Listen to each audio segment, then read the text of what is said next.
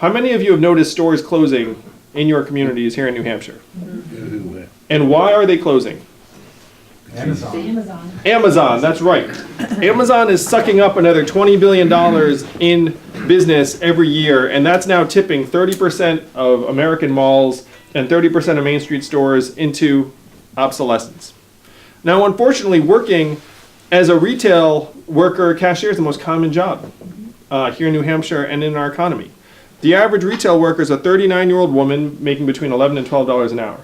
So if you have 30% of your stores closed, what is the next job for that group of people?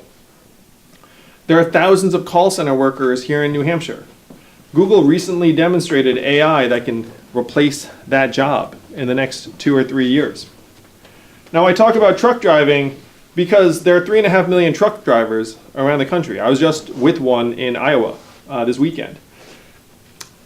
Not only are there 3.5 million truckers, but there are another 5 million Americans who work in truck stops, motels, diners, retail establishments that need the truckers to get out of their truck every day.